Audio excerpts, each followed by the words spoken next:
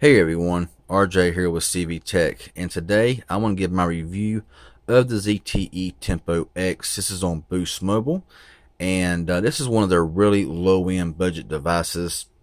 Now, I'm going to go ahead and say first of all that unless you just really want a basic phone, a phone to buy a kid, or if you want a phone just to, to throw in your backpack if you go to a water park or anywhere else you go, this is a phone right here that I would honestly steer clear of. This phone, I've seen prices range from around $40, which is what I paid for it, up to $80 for this phone. There's no way I pay that for this device. 40 is too much in my opinion. Now, this phone here does have a 5-inch display. It's 480p.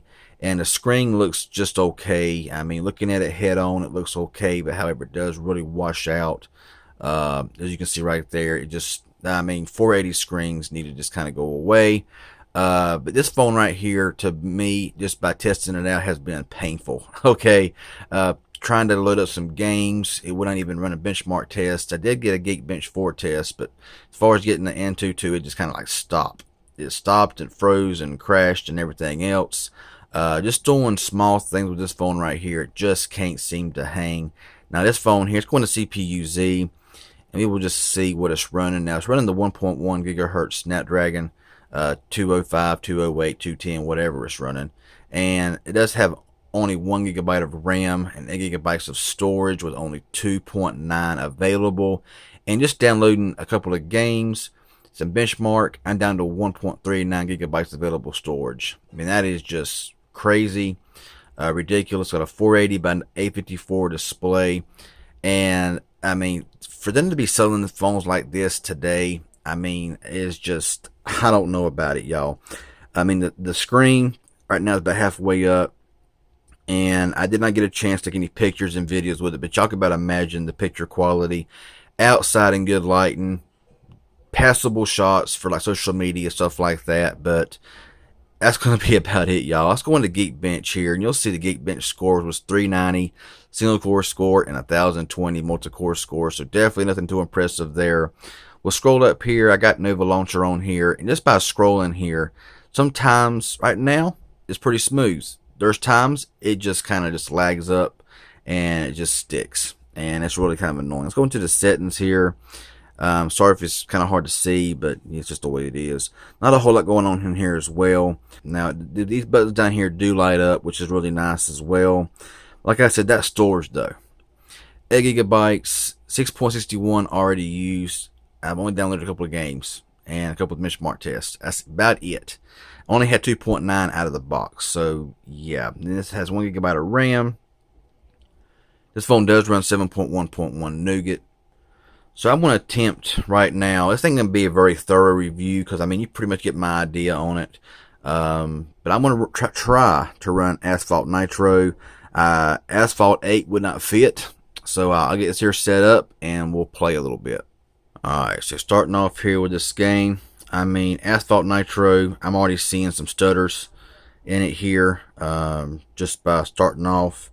It's not too noticeable. I mean, this game right here is not very big. It's like 35 megabytes, so it's not going to be like, it's a smaller version of Asphalt 8. And, it does seem to play okay. I mean, if you bought this for a kid and they want to play, a game like this right here, something small, no issues. It's going to play games like this right here just fine. You see a few little drop frames here and there, but nothing that's like unbearable to where you can't play it. As you're seeing right here, it does seem to do pretty well. Even though, of course, there's just not enough room for games, to be honest with you, if you download anything bigger than like maybe 50 megabytes, something like that. But, just playing this game right here, it does pretty good. I mean, it's not bad. A few little drop frames, stutters here and there, but overall, I'm going to the water. I'm going to crash. Okay, there we go. So anyway, let's go back home here. I got Dead Trigger here as well.